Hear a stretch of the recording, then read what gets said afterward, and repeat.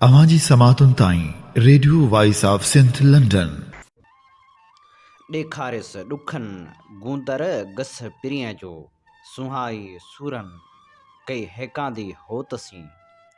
भलारे bit धणी जे भलारे बैत सां मुंहिंजी आवाज़ मुसाफ़िर radio voice of Sindh London तां थी दुनिया जी कुंड खुर्च ताईं जंहिंजा माॻ ॿुधिजे पियो उन्हनि मेनी महिरबाननि खे सिक भरियो सलाम शाल क़बूल पवे। 13 अक्टूबर अरबा जे ॾींहुं प्रोग्राम कुझु वर्क किताब मां साण करे अवां जी ख़िदमत में हाज़ुर अवां जो पंहिंजो मेज़बान हबीब लगारी। प्रोग्राम जी शुरूआत में अवां लाइ इहा ई दुआ त शाल जितो हुजो सुख सलामती सां हुजो, कॾहिं बि ॾुखियो ॾींहुं न ॾिसो ऐं कॾहिं बि अवां जूं मुर्खूं मेरियूं न थियनि। Radio voice of Sindh London जे तारीख़ी ऐं मालूमाती प्रोग्राम कुझु वर्क किताब मां में असीं अवां जी ख़िदमत में उहे वर्क पेश कंदा आहियूं जिन में सुजाॻी जा सॾ वर्णायल हूंदा आहिनि ऐं जिन में तारीख़ी हवाला बि हूंदा आहिनि ऐं तारीख़ जो ज़िक्र बि हूंदो आहे। उन सां गॾोगॾु असीं अवां खे सिंध जी सूरतहाल खां आगाह रखण लाइ प्रोग्राम में शामिलु कंदा आहियूं ख़बरूं। सभ खां पहिरियां अवां जी ख़िदमत में शामिलु करियूं था ख़ासि ख़बरूं। सिंध एक्शन कमेटी पारां जागरता मुहिम जो सिलसिलो हलंदड़ आहे। काल्ह बि जागरता रैली घोटकी पहुती जिते कारकुननि गुलनि जी वर्खा करे शानदार इस्तक़बाल कयो। रैली सैयद ज़ैन शाह, रियाज़ चांडियो, गुलज़ार सुमरो, रोशन बुरड़ो ऐं ॿियनि जी अॻवानी में प्रेस क्लब पहुती जिते ज़ैन शाह ख़िताब कंदे चयो त सिंध हुकूमत कराची ऐं भरपासे तोड़े हैदराबाद ताईं तारीख़ी ॻोठ डाहे बिल्डरनि जे हवाले करे रही आहे। असां शहरी तरक़ी जी आजियां करियूं था पर इहा तरक़ी तारीख़ी ॻोठ डाहे न थियणु घुरिजे। हुकूमत जी मर्ज़ी सां अहिड़ा मनसूबा धारियुनि लाइ ठाहिया पिया वञनि। सिंध जी अहिड़ी अहम मामले ते जॾहिं वफ़ाक़ बचाव न करे सघे ऐं सिंध सरकार पारां धरतीअ खे विकिरो करण जी कोशिशि थींदी रहे। रियाज़ चांडियो ख़िताब कंदे चयो त 6 जून खां पोइ कूड़ा केस, तशदुद, क़ौमी कारकुननि जूं गिरफ़्तारियूं ऐं सरकार पारां ॻोठनि ते कब्ज़नि खां पोइ सिंध जे माण्हुनि खे आगाही ॾियण लाइ मुहिम शुरू कई आहे। 3 अक्टूबर ते सखर में तारीख़ी एहतिजाज कयो वेंदो। हुन चयो त क़दीमी ॻोठनि, क़ब्रिस्ताननि, तारीख़ी माॻनि खे डाहे ऐं जबल कटे जदीद रिहायशी मनसूबा ठाहिया पिया वञनि जेके मक़ामी माण्हुनि लाइ न आहिनि। SDP अॻवान गुलज़ार सुमरे जो चवणु हो त सिंध जो गैरतमंद माण्हू PP सां न पर सिंध जे ॼणनि सां गॾु आहे। आसिफ ज़रदारी जी हुकूमत माण्हुनि खे तबाह कयो आहे। सिंध यूनिवर्सिटी में फीसनि जी वाध ख़िलाफ़ शागिर्दनि ऐं शागिर्दियाणियुनि हालार जमाली, राशिद ज़रदारी, मुज़मिल अब्बासी ऐं संजहा चना जी अॻवानी में आर्ट फैकल्टी खां इंतिज़ामी ब्लाक ताईं रैली कढी धरणो हयो। उन मौक़े ते शागिर्दनि चयो त सिंध यूनिवर्सिटी इंतिज़ामिया MPhil ऐं PhD जी फीसनि में 150 सैकड़ो वाध कई आहे। फीसनि में वाध सबबि शागिर्दनि जी तालीम मुतासिर थी रही आहे जंहिं करे सिंध यूनिवर्सिटी में ग़रीब शागिर्दनि लाइ तालीम जा दरवाज़ा बंदि कया विया आहिनि। हुननि मुतालबो कयो त यूनिवर्सिटी इंतिज़ामिया फीसनि में वाध वारो फ़ैसिलो वापसि वठे, ॿी सूरत में एहतिजाजी तहरीक हलाई वेंदी। कंबर में यूथ फोरम जे अॻवान मेहताब शेख खे खंभे गुम करण ख़िलाफ़ 7 ॾींहं बि एहतिजाजी मुज़ाहिरो कयो वियो। उन मौक़े ते अॻवाननि parallel power, comrade Ayaz बुरड़ो, Ayaz जमाल चांडियो, निसार ॾेपर ऐं ॿियनि ॻाल्हाईंदे चयो त महताब शेख खे बेगुनाह खंभे गुम कयो वियो आहे। हू सिर्फ़ु कंबर यूथ फोरम जे प्लेटफार्म तां कंबर शहर लाइ मुख़्तलिफ़ सियासी समाजी कमनि, तालीम, सिहत, सफ़ाई ऐं अमन अमान लाइ ख़िदमतूं सरअंजाम ॾींदो हो। महताब शेख शहरियुनि जे हक़नि लाइ आवाज़ उथारींदो हो। महताब खे 7 ॾींहं आहे कानून लागू कंदड़ इदारनि खेसि खंभे बिना सबब जे गुम करे छॾियो आहे। हुननि मुतालबो कयो त खेसि बिना देर जे आज़ादु कयो वञे। जेकॾहिं हुन जे मथां को इल्ज़ाम आहे त खेसि अदालत में पेश कयो वञे। सिंध पब्लिक सर्विस कमीशन पारां 2019 में वरितल गॾियल चटाभेटी वारे इम्तिहान में पास थींदड़ उमेदवारनि ज्वाइनिंग आर्डर न मिलण ख़िलाफ़ काल्ह हैदराबाद प्रेस क्लब साम्हूं एहतिजाजी मुज़ाहिरो कयो।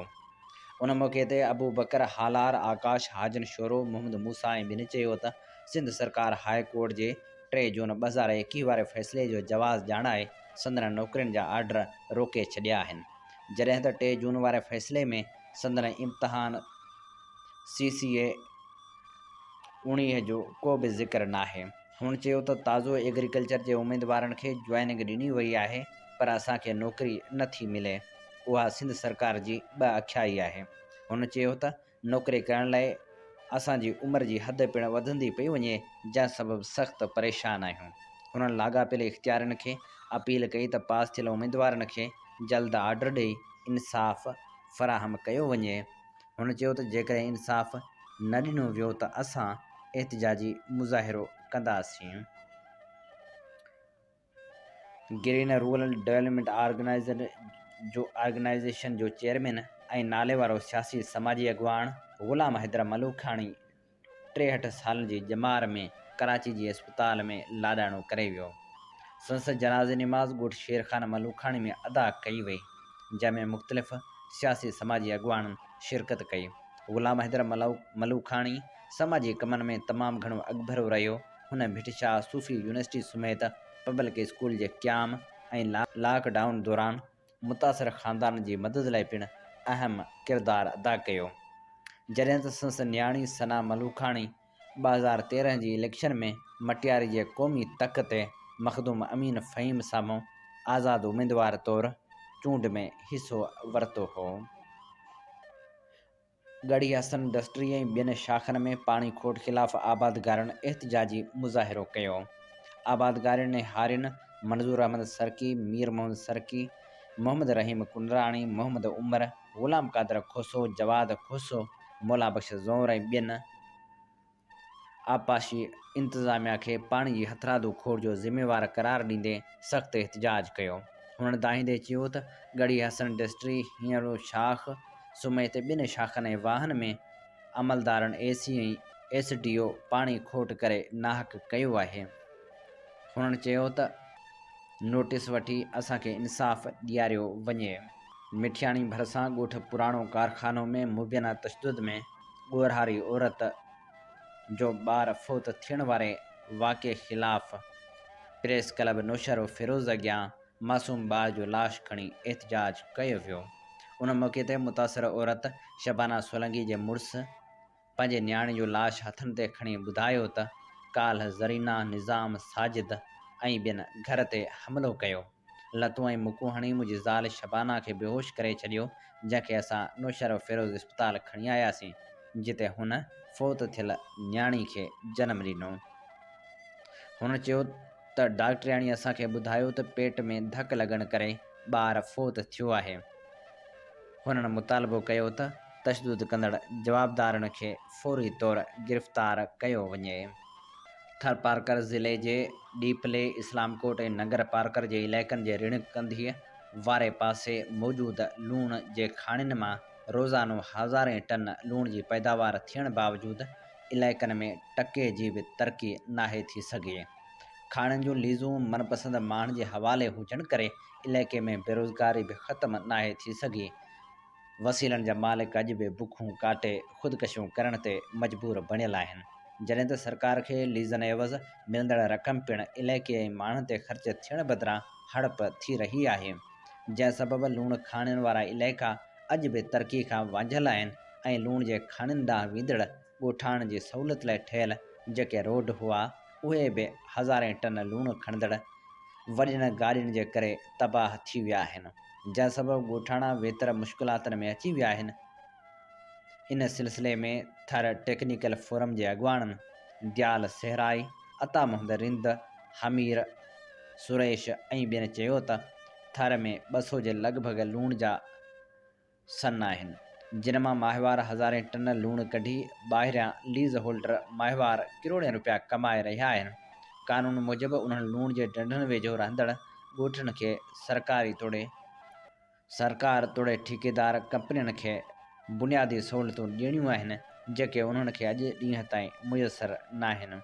हुननि चयो त रोड ठाहिराए बुनियादी सहूलियतूं ॾिनियूं वञनि।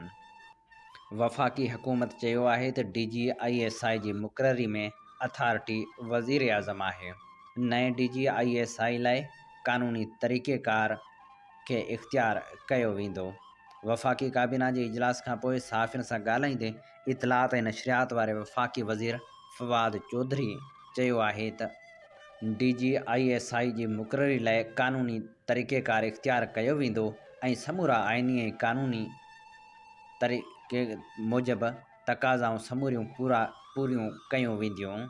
वफ़ाक़ी हुकूमत जे अहिड़े बयान बाबति सोशल मीडिया ते मुख़्तलिफ़ बहस हली रहिया आहिनि। वफ़ाक़ी हुकूमत जे इन मौक़िफ़ ते बि सुवाल उथारिया पिया वञनि ऐं चयो पियो वञे त हुकूमत चई रही आहे त हींअर मुक़ररी आइन ऐं क़ानून मूजिबि थींदी, त छा पहिरियां मुक़ररी ग़ैर क़ानूनी तरीक़े सां थींदी हुई छा? या कंहिं इहो बि चयो पियो वञे त या कंहिं दॿाउ तहत DGISI मुक़ररु कयो वेंदो हो। ही हुयूं ख़ासि ख़बरूं ऐं हाणे असां अव्हां जी ख़िदमत में उहो एडिटोरियल बि पेश कयूं था जंहिंजो उनवान आहे पाणी मामले ते इरसा जूं नाइंसाफ़ियूं। हीअ एडिटोरियल असीं अव्हां जी ख़िदमत में पेश करे रहिया आहियूं रोज़ानी सिंध एक्सप्रेस मंझां। सिंध ऐं पंजाब में पाणी विर्छ वारो मामिलो सदाईं तकरार जो शिकार थींदो रहंदो आहे।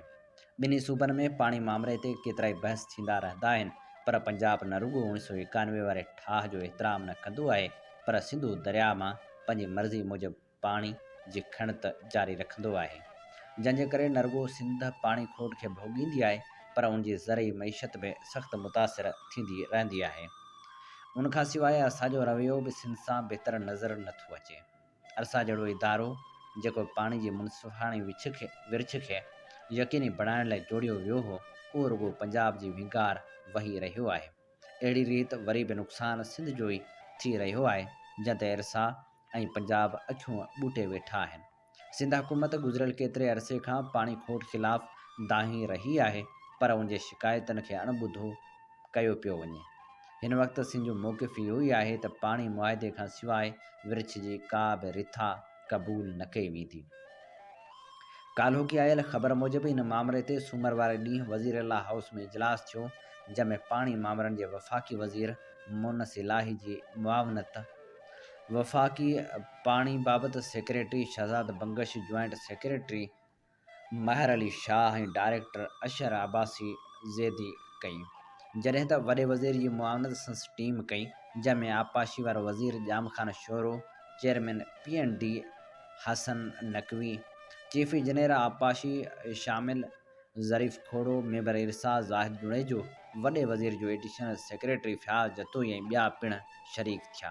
पाणी जे विर्छ वारे मसइले खे हल करण जी वफ़ाक़ी वज़ीर जे कोशिशुनि खे भलीकार कंदे वॾे वज़ीर चयो त 1991 जो मुआहिदो गॾियल मुफ़ादनि वारी काउंसिल मंज़ूरु कयो हो, जेको सभिनी सूबनि लाइ क़ाबिल क़बूल आहे।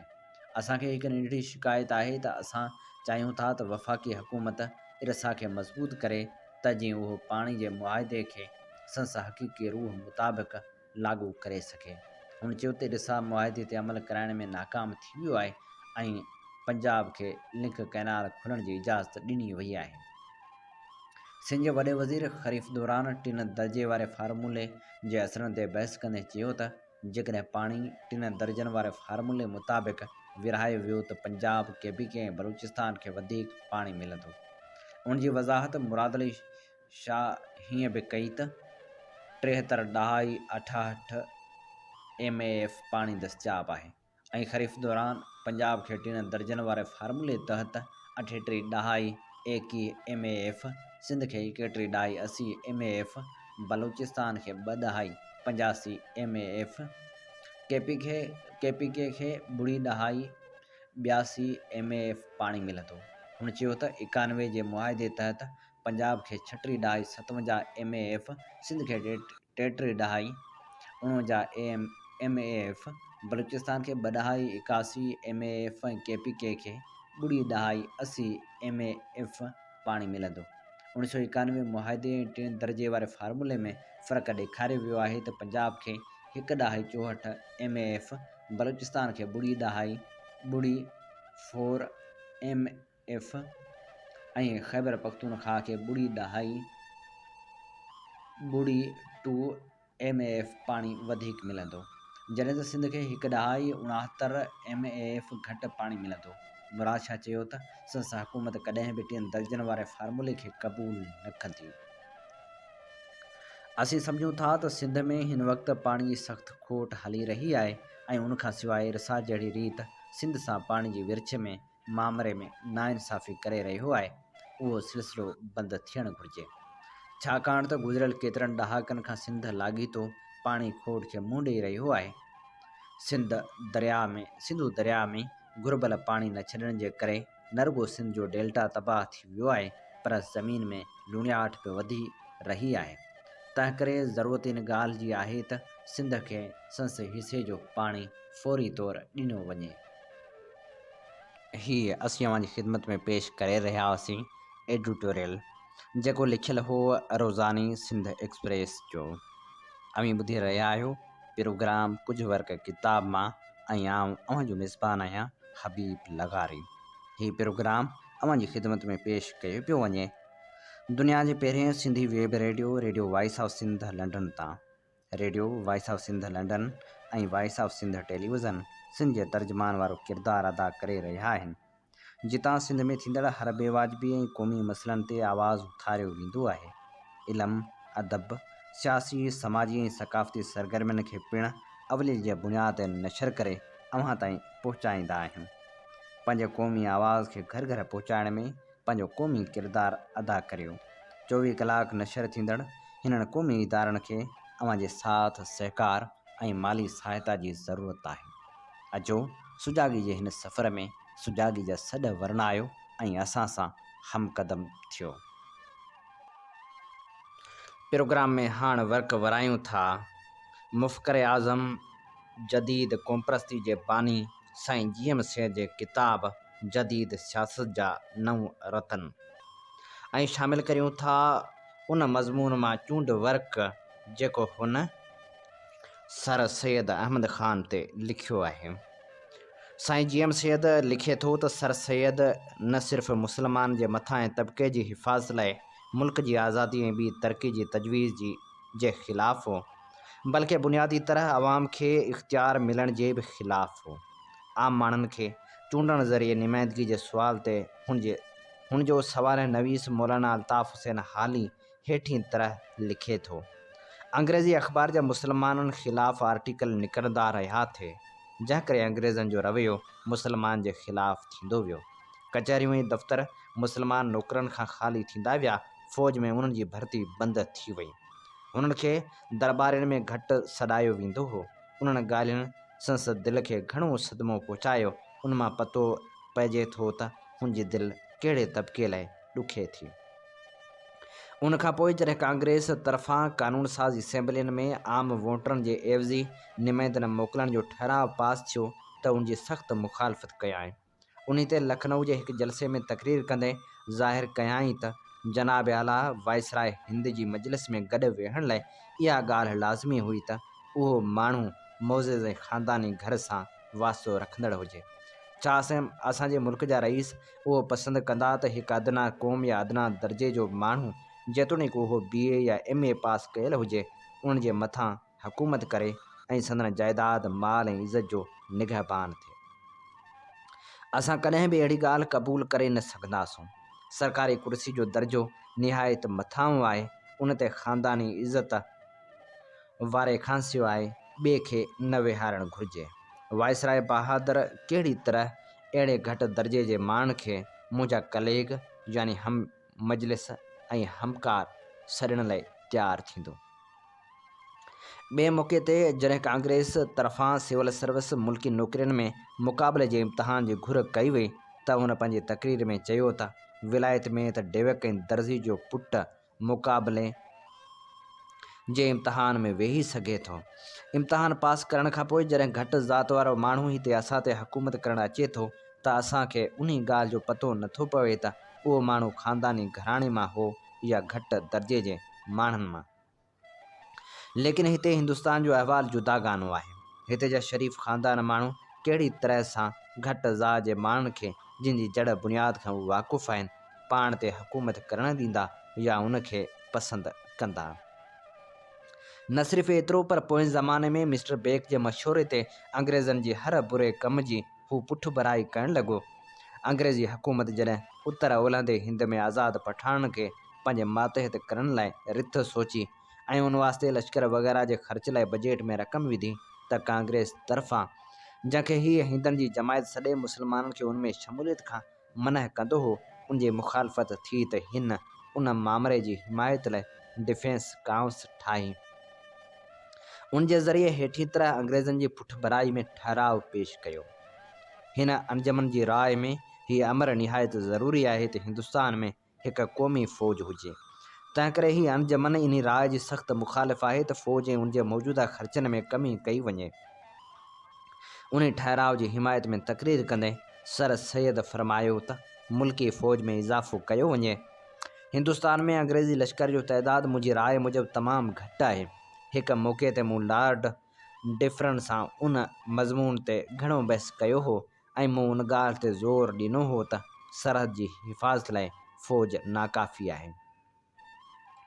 उन जे उबतड़क अंग्रेज़ हेठियों ठहराव पास कयो हो।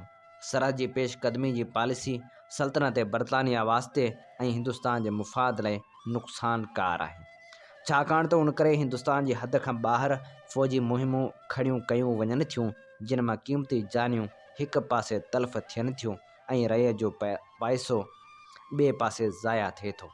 तंहिं करे कांग्रेस जो अर्ज़ु आहे त उन अगराई जी कार्रवाई खे बंदि कयो वञे ऐं हीउ फ़ैसिलो कयो वञे त जेकॾहिं साम्राजी मक़सदनि ख़ातिर उहे कार्रवायूं ज़रूरी जाचियूं वञनि त उन जे ख़र्च जो वॾो हिसो ब्रिटिश सरकार जे ख़ज़ाने मां सर्फ़ कयो वञे।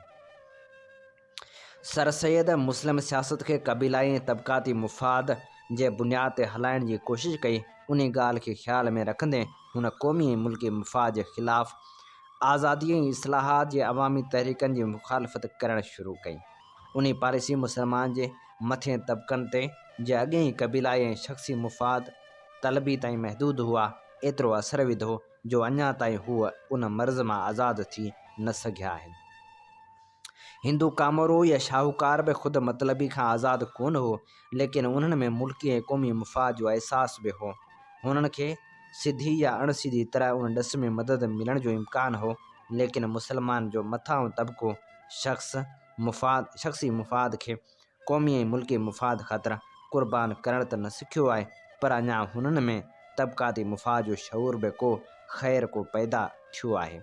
उन्हनि सभिनी ऐबनि खे छुपाइण लाइ हुननि मज़हब जे नाले खे कुतब आणण जी कोशिशि पिणु कई आहे। जेकॾहिं उनखां वधीक मुस्लिम लीग जी सियासी तारीख़ ते नज़र विझिबी त मालूम थींदो त उहा सारी सौदेबाज़ी ऐं इब्नुल वक़्ती जे मिसालनि सां भरियल ॾिसण में ईंदी। हीअ चूंड वर्क असीं अव्हां जी ख़िदमत में पेश करे रहिया हुआसीं मुफ़्कर आज़म साईं GM सैद जे किताब जदीद सियासत जा 9 रतन मां। प्रोग्राम कुझु वर्क किताबा में हाण वर्क वरायूं था उन किताब जे जंहिंजो उनवान आहे नौजवाननि ॾांहुं। हीअ किताब सिंधी शागिर्द तहरीक पारां छपराए मंज़र आम ते आंदो वियो हो। जंहिंजे मुख सुफ़े ते लिखियलु आहे त दुनिया असां सां गॾोगॾु तव्हांजी बि आहे, पर आख़िरी तजर्बे मूजिबि दुनिया तव्हांजी ई आहे। तव्हां नौजवान ताक़त ऐं तवानाई सां भरपूर फ़ोह जवानी में आहियो। तव्हीं सुबुह जो 8 या 9 लॻी वारे सिज वांगुरु आहियो। असां जूं उमेदूं तव्हां में आहिनि, दुनिया तव्हांजी आहे।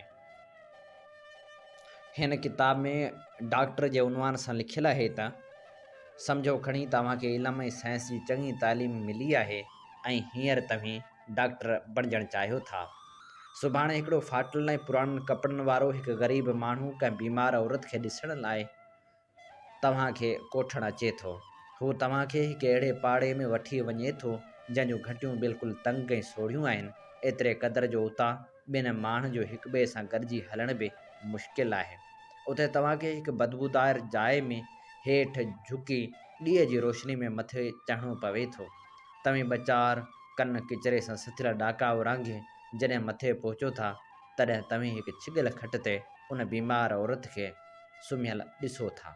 खट जे भरिसां हिकु पुराणे तॾे ते भले रंग जा कमज़ोर ऐं गिदला ॿार मेरनि ऐं फाटल कपिड़नि में ॾकंदे अखियूं फाड़े तव्हां ॾांहुं निहारे रहिया आहिनि। बीमार औरत जो मालिक या पति हिकिड़ो मज़दूर आहे जो सॼी उमिरि कारखाने में रोज़ानो 12-13 कलाक कमु कंदो रहियो आहे। हींअर 3 महीननि खां बेकार वेठो आहे। नौकिरी खां जवाबु मिलणु हुन जे लाइ का नई ॻाल्हि कान्हे, छाकाणि त साल में कॾहिं न कॾहिं हुन सां इहा कार मिड़ई थींदी रहंदी आहे, पर हिन साल हू अॻे खां बि वधीक तकलीफ़ में आहे।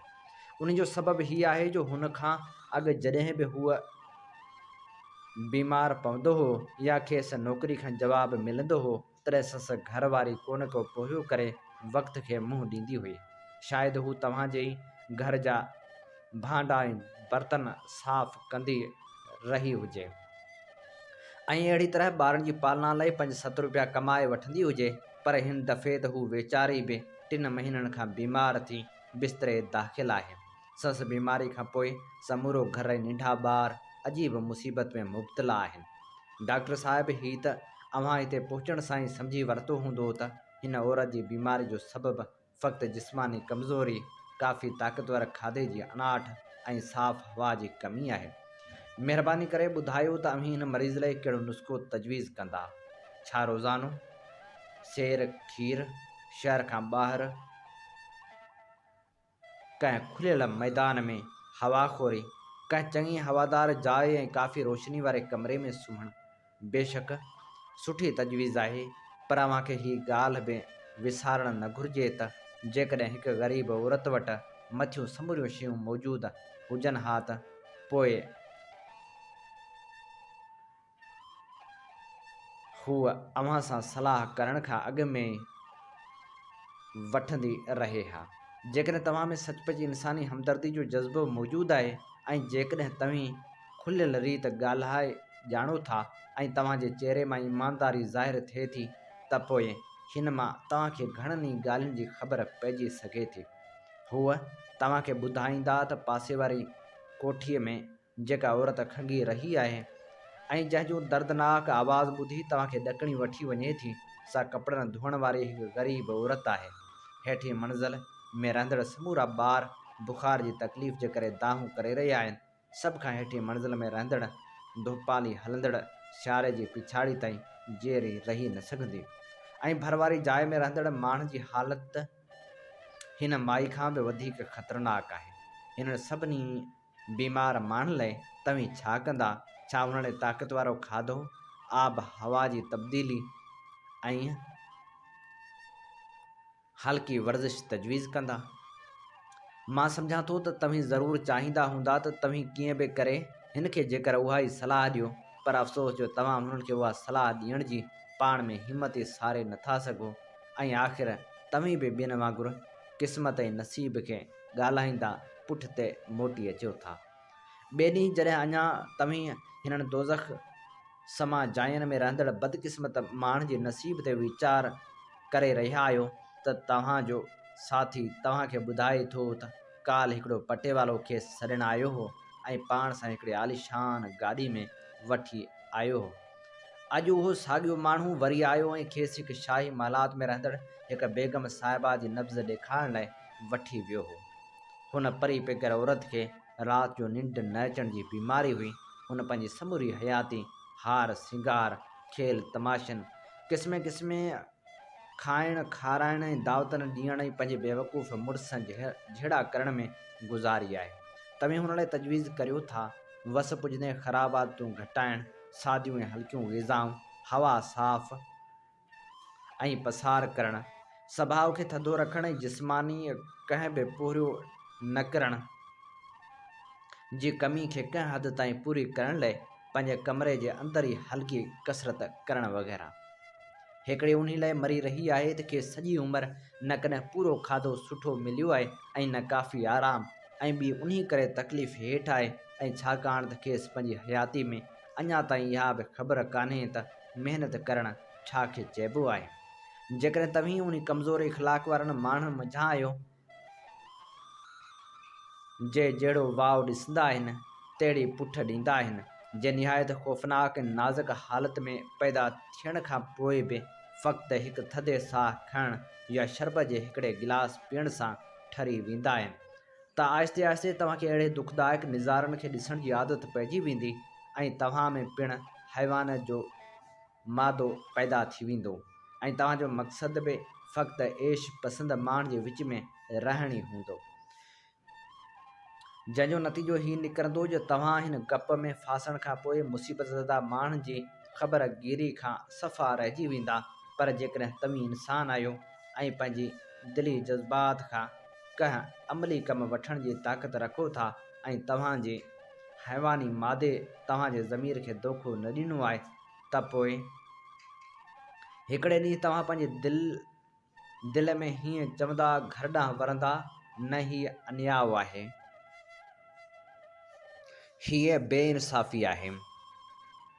उहा हालत हुन खां पोइ घणे वक़्त ताईं क़ाइमु रहणु न घुरिजे। फ़क़्ति मर्ज़ जो इलाज करण सां कुझु कोन वरंदो, मर्ज़ पैदा थियण जे कारण खे रोकणु घुरिजे।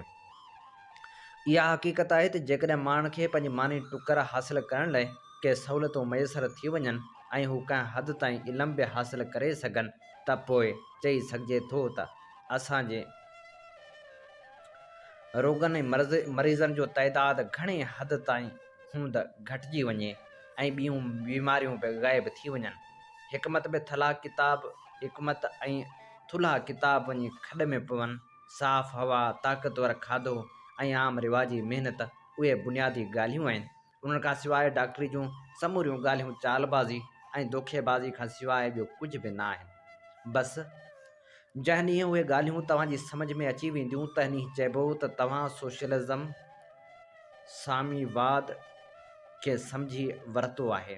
उन बाद तव्हीं हिन बारे में अञा बि वधीक खोज न करण जी कोशिशि कंदा। जेकॾहिं तव्हीं इंसानी हमदर्दी जी अहमियत खे महसूसु कयो था ऐं उन सां गॾु हिकिड़े बासूल माण्हू जी हैसियत में मौजूदा समाज या सोसाइटी जे मौजूदा उणाइनि ते वीचार करण जी ख़्वाहिश अथो, त पोइ आख़िर हिकिड़े ॾींहुं साम्यवादियुनि या इश्तराकियत पसंदि गुरोह जे माण्हुनि सां मिलण खां सवाइ तव्हांखे को बि रस्तो नज़र न ईंदो ऐं तव्हीं पिणु हुननि सां गॾिजी दुनिया में समाजिक इनक़लाब आणण लाइ मजबूर थींदा। हीअ असीं अवां ॾांहुं चूंड वर्क पेश करे रहिया हुआसीं। उन किताबचे मां जंहिंजो उनवान आहे नौजवाननि ॾांहुं, जेको नाम्यारे ॾाहे लेखक रसूल बख्श पली जे सिंधी शागिर्द तहरीक पारां छपराए पधिरो कयो हो। अमीं ॿुधी रहिया आहियो radio voice of Sindh London ऐं आउं अव्हांजो मेज़बान आहियां Habib Lagari. Radio voice of Sindh London ऐं radio voice of Sindh London ऐं voice of Sindh television Sindh जे तर्जुमान वारो किरदारु अदा करे रहिया आहिनि, जितां सिंध में थींदड़ हर बेवाजिबी ऐं क़ौमी मसइलनि ते आवाज़ु उथारियो वेंदो आहे। इल्मु, अदब, सियासी, सक़ाफ़ती ऐं समाजी सरगर्मियुनि खे असीं अवले जे बुनियाद ते नशर कंदा आहियूं। पंहिंजे क़ौमी आवाज़ खे घर घर पहुचाइण में पंहिंजो क़ौमी किरदारु अदा करियो। 24 कलाक नशर थींदड़ हिननि क़ौमी इदारनि खे अव्हां जे साथ, सहकार ऐं माली सहायता जी ज़रूरत आहे। ऐं हाणे प्रोग्राम कुझु वर्क किताबां में वर्क वरायूं था जग मशहूरु किताब सिंधू जूं सल्तनतूं जा ऐं अव्हां जी ख़िदमत में पेश करियूं था हिन किताब जी 9वीं क़िस्त। सिंधू जूं सल्तनतूं किताब जग मशहूरु लेखक इलाइस अल्बेनिया जो लिखियलु आहे, जंहिंजो सिंधी में तर्जुमो कयो आहे मुज़फ़र बुख़ारी। उन पैगाम जो तुर्त नतीजो इहो निकितो त अलेक्जेंडर बेरंस खे सिख ऐं सिंधी इलाइक़नि ताईं सिंधू नदी जी मुकमिल ॼाण हासिलु करण लाइ रवानो कयो वियो। टालपुरनि रिवायती बुग़्ज़ जो मुज़ाहिरो कयो ऐं उन सफ़र जी इजाज़त ॾियण खां अॻु में उन जी हक़ीक़ी कारणनि जी मालूमात घुरी। सिंधू नदी जी वेकर, उन्हाई ऐं जहाज़ रानी जी सहूलियतुनि बाबति अंग अखर गॾु करण वारो हक़ीक़ी मक़सदु कंपनी मुकमिल तौरु ॻुझो रखियो। इंतिहाई चालाकी खां कमु वठंदे ॿिया बहाना घड़िया विया, यानी बेरंस खे 1000 किलोमीटर सिंधू जो ओभारो सफ़र करे लाहौर में शाही तोहफ़े तौरु 5 घोड़ा रणजीत सिंह खे पहुचाइण वारे कम जो बहानो घटिजी चुको हो। सिख हाकिम ॾांहुं हिकु ख़त बि उन कम लाइ शामिलु कयो वियो हो, जंहिंमें ॼाणायो वियो हो त आला नस्ल जा उहे घोड़ा निज बरतानवी नस्ल जा आहिनि। उन बहाने खेसि सिंधु नदी जी मुकमिल माप हासिलु करणी हुई त कंपनी लाइ उते केतिरे क़दुरु फ़ाइदा ऐं नुक़सान मौजूदु आहिनि। उन सफ़र बाबति नौजवान बिरंस तमामु घणो पुरजोश हो। हिन उन सिलसिले में मुख़्तलिफ़ टालपुर हुक्मरान सां ॻाल्हियूं बि कयूं, जिन जो ख़्यालु हो त असांजो इहो सफ़र फ़ौजी मक़सद लाइ आहे। उहो दुरुस्त बि हो। तंहिं करे हुननि पहिरीं त खेसि लाहौर वारे उन सफ़र खां रोके छॾियो ऐं इजाज़त न ॾिनी। 3 महीननि ताईं खेसि डेल्टा वारे इलाइक़े में ॿेड़ी अंदरि तहवील में रखियो वियो ऐं मिठो पाणी फ़राहम करण खां बि इनकार कयो वियो। भर वारे इलाइक़े ठठे जे टालपुर हाकिम सां बिरंस जी जेका बि लिख पढ़ थी, तंहिं में टालपुर हर ख़त में इहो ई ज़िक्र कंदा हुआ त सिंधु नदी इंतिहाई ख़तरनाक आहे। उन में उन्हा कुन पाणी अंदरि लिकियल टुकड़ियूं धुबड़ियूं नरम वारियासा ऐं घणे मुफ़ासिले ताईं तराखड़ा इलाइक़ा आहिनि। संदन कंहिं बि माण्हू खे यादि न आहे त हुन कॾहिं सिंधु रस्ते बहरी सफ़र कयो हुजे। उहो बहरी सफ़र लाहौर ताईं मुमकिन ई न आहे। बिरंस खे बि इहा ख़बर हुई त टालपुर बि कूड़ ॻाल्हाए रहिया आहिनि, पर उन्हनि हिदायतुनि ते समूरा एहतियाती क़दम खंया त जीअं टालपुरनि खे यकीन ॾियारे सघिजे। उन वक़्त खे हुन डेल्टा जी ॼाण हासिलु करण ऐं नक्शा ठाहिण लाइ इस्तेमालु कयो। बहरहाल जॾहिं महसूसु कयो त हाणे वधीक देरि ख़तरनाक थींदी, त हुन ख़ुश्की रस्ते ठठे ताईं वञण ऐं टालपुरनि जी दरबार में ज़ाती तौरु हाज़िर थी इजाज़तनामो हासिलु करण जो फ़ैसिलो कयो। उहो इम्कानु आहे त टालपुरनि जे रवैये में तब्दीली उन करे बि आई त हुननि फ़ौजनि डेल्टा में तरसण दौरान बिरंस जी ॿेड़ी जी मुकमिल झड़ती वरिती हुई, पर खेनि का बि एतिराज़ जोगी शइ नज़र न आई। हुनजो ख़्यालु हो त हुन में हथियार आहिनि, पर उहे त हुआ ई कोन ऐं बिरंस वटि नक्शा तयारु करण जा जेके जदीद औज़ार हुआ, तिन बाबति टालपुरनि खे बि का ॼाण कान हुई ऐं हुननि उनखे ग़ैर अहम सम्झी नज़रअंदाज़ करे छॾियो हो। हाणे हुन मां घणो ख़तरो न हो, तंहिं करे बिरंस सां ख़ासि वर्ताव कयो वियो। बिरंस डेल्टा खां ठठे ताईं त तराखड़ी तर वारी ॿेड़ी में सफ़र कयो, पर ठठे खां पोइ खेसि टालपुरनि जी ख़ासि ॿेड़ी मिली वई। उहो ओभारो सफ़र कंदो रहियो ऐं जिते बि तरसियो उते संस ॿकर जे गोश्त सां आजियां कई वई।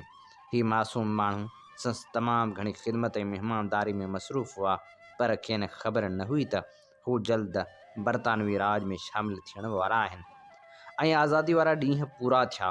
हू रुॻो राज जी ऊंदाही में पंहिंजो ख़ासि सामान खोलींदो हो ऐं उन मां औज़ार कढे समूरियूं वरितल मापूं या अघ अखर रिकॉर्ड कंदो हो। उन सां गॾु नक्शो बि तयारु कंदो हो।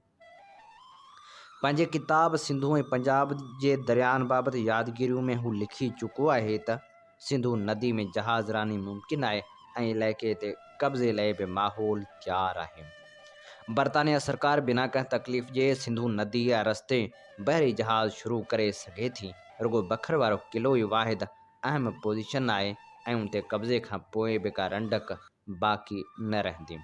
हुन ज़रख़ेज़ मुल्क में बरतानिया सरकार आसानी सां समूरी जहाज़ रानी ते ज़ाब्तो हासिलु करे सघे थी। कुदरती तौरु कंपनी जे मालिकनि जी ख़ुशी जो को ठिकाणो न हो। उन जे रुॻो हिकु साल बाद महाराजा रणजीत सिंह जी काह जो ख़तरो ॼाणाए टालपुर हाकिमनि सां नओं मुआहिदो कयो वियो। उन जो अहम हिसो हो सिंधु नदी जो सिंध मां गुज़रंदड़ हिसो हर क़िस्म जे वापारियुनि ऐं सौदागरनि लाइ खोलियो वेंदो। 1834 ऐं 1838 ईस्वी में ॿ वॾा मुआहिदा कया विया, जेके सिंधी हाकिमनि जी भेट में अंग्रेज़नि जे मुफ़ादनि जो वधीक तहफ़ुज़ कंदड़ हुआ। 1837 में बिरंस लिखियो, सिंध जा मग़रूर हाकिम अहसानमंद बणिजी विया आहिनि। आख़िरकार असांखे सिंधु नदी ते मुकमिल ग़लबो हासिलु थी चुको आहे। उन कामयाबी खां पोइ बिरंस पंहिंजे बाला अमलदारनि ते ज़ोर भरियो त उन खां बि वधीक अहम सफ़र आहे संस मदद कई वञे। हुन 1832 ईस्वी में हिंदुस्तान छॾियो ऐं सिंधु रस्ते विच एशियाई रियासतनि जो रुख़ कयो ऐं हिन भेरे हूअ हिकु अमरीकी सौदागर जे रूप में हो।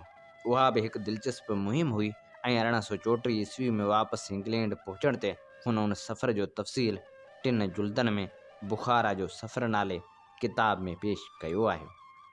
बिरंस्ते सिंधु नदी वारी मुहिम खां पोइ सभु महिरबान हुआ, छाकाणि त हू हर चीज़ खे रुगो बरतानवी नज़र सां ई ॾिसंदो हो।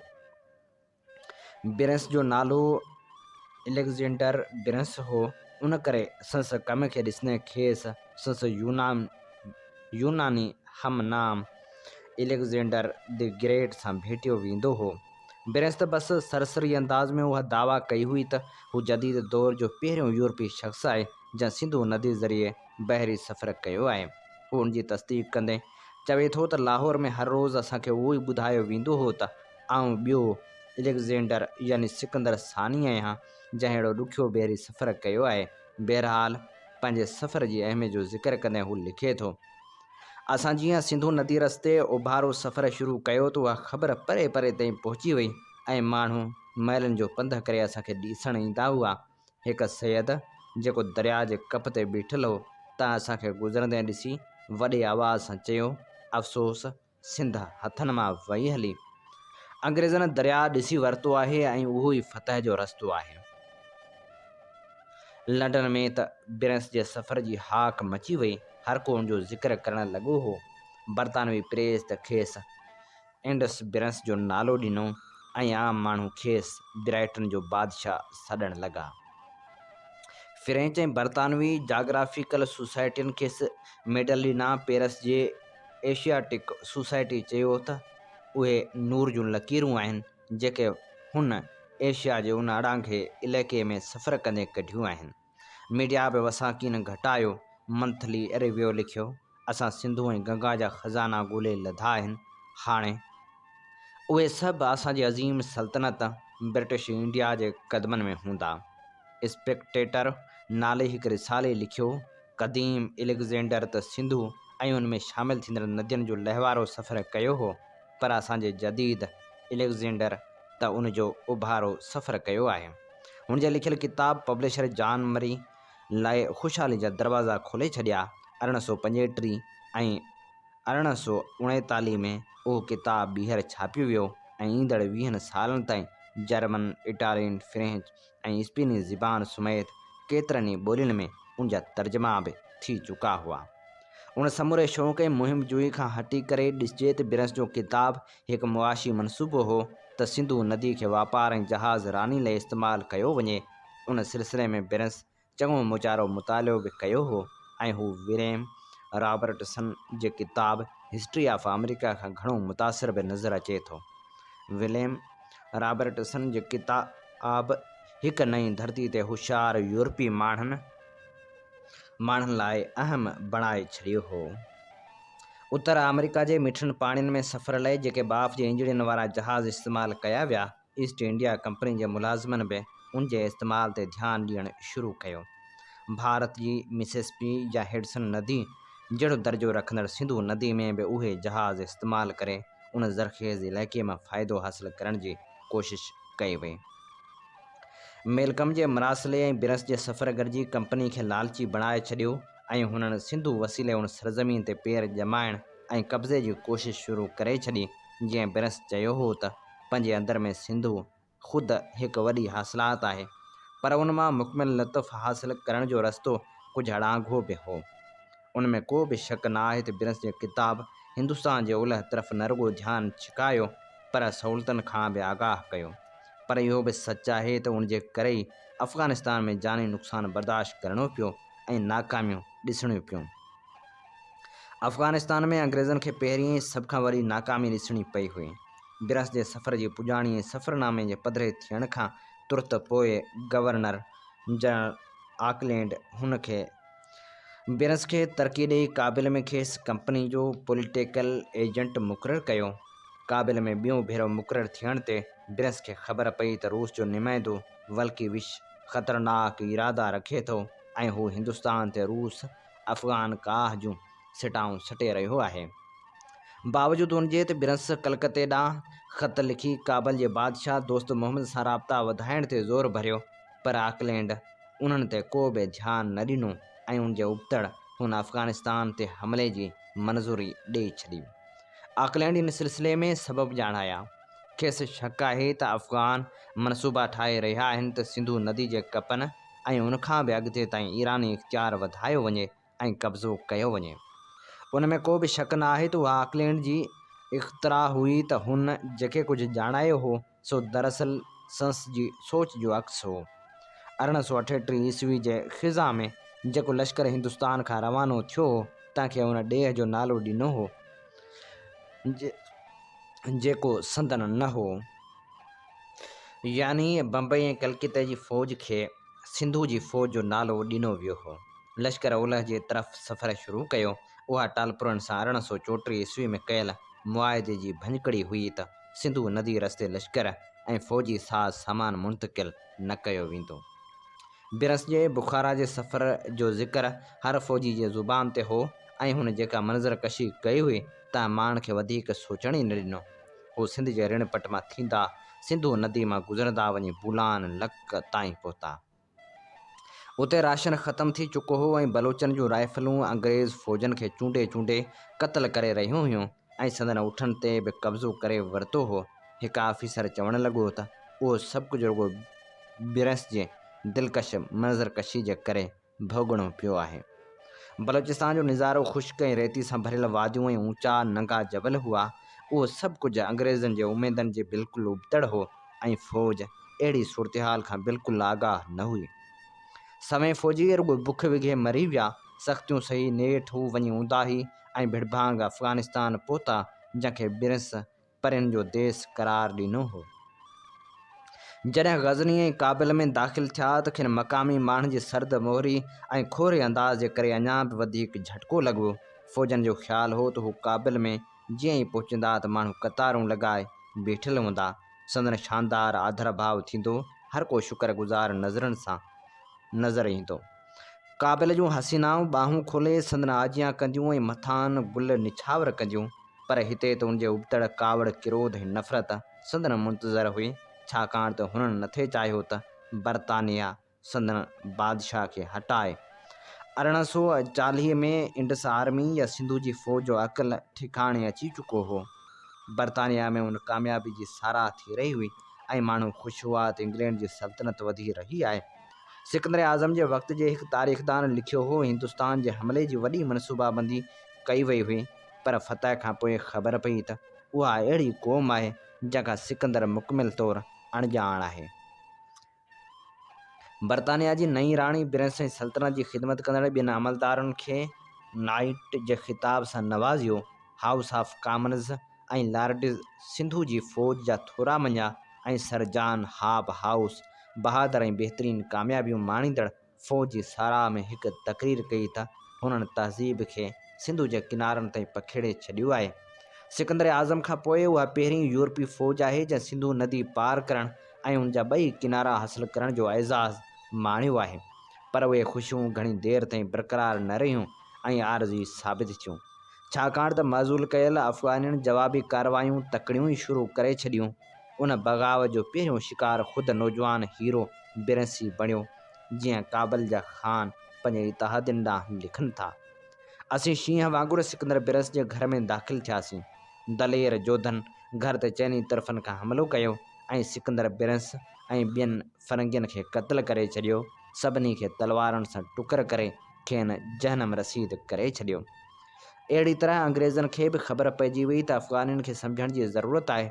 जेसिताईं अंग्रेज़ अफ़गानियुनि खे सम्झण जी कोशिशि कनि तेसिताईं घणो जानी नुक़सानु थी चुको हो ऐं अंग्रेज़ लश्कर खे बदहवासी में भॼणो पियो। 4500 सिपाहियनि ऐं 12,000 ॿियनि कारिंदनि साण 1842 ईस्वी में अंग्रेज़नि खे काबिल छॾिणो पियो, पर उन्हनि मां रुॻो हिकु ई शख़्स जलालाबाद पहुतो। बाक़ी सभु रस्ते में अफ़गानियुनि जे ग़ज़ब जो निशानो बणिजी विया। चंद अंग्रेज़ अमलदारनि खे संदन घर वारनि समेत क़ैद कयो वियो हो। को बि ज़िंदा न बचियो। जेके अफ़गानियुनि खां बची विया तिन खे बुख ऐं सर्दी मौत जी वादी में पहुचाए छॾियो। हीअ चूंड वर्क असीं अव्हांजी ख़िदमत में पेश करे रहियासीं किताब सिंधु जूं सल्तनतूं मां। हीअ किताब नामियारी लेखिका एलाइस अल्बेनिया जो लिखियलु आहे। हिन जग मशहूरु किताब जो सिंधी में तर्जुमो मुज़फ़र बुख़ारी कयो आहे। इन ते प्रोग्राम कुझु वर्क किताब जा जो वक़्तु पंहिंजी पुॼाणी ते पहुचे थो, पंहिंजे मेज़बान हबीब लगारी खे इन साॻी दुआ सां ॾींदा इजाज़त। वसे भिट तुंहिंजी भलारा सदा सदा देस परदेस सारा वसर। कॾहिं सींध सिंध जी न मेरी थिए, कॾहिं मोड़ कंहिंजा न मुरझाइजनि। सिंध मुंहिंजी अमां सूंह तुंहिंजी मथां छा लिखी, छा लिखां छा लिखी, छा लिखां। सिंध मुंहिंजी अमां, दुनिया जा सिंधियो हिकु मुठ थी सिंध बचायो। सिंध मुंहिंजी अमां सूंह तुंहिंजी मथां छा लिखी, छा लिखां। सिंध जो क़ौमी आवाज़ radio voice of Sindh London.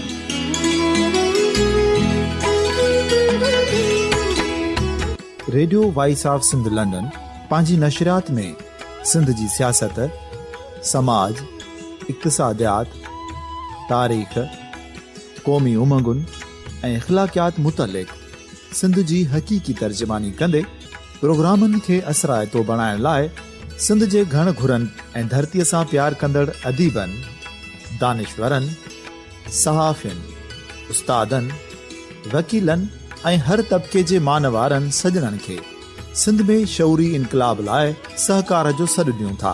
अचो त गॾिजी सूफ़ियुनि ऐं संतनि वारी सिंध जो ओज हिकु मुठ थी वरी वापसि आणण वारे सफ़र जा साथारी बणिजऊं।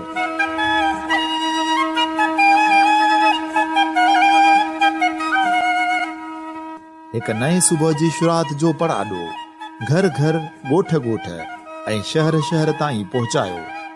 शाल सिंध आबाद ऐं ख़ुशहाल थिए, सिंधी माण्हू सुखियो ऐं सताबो थिए।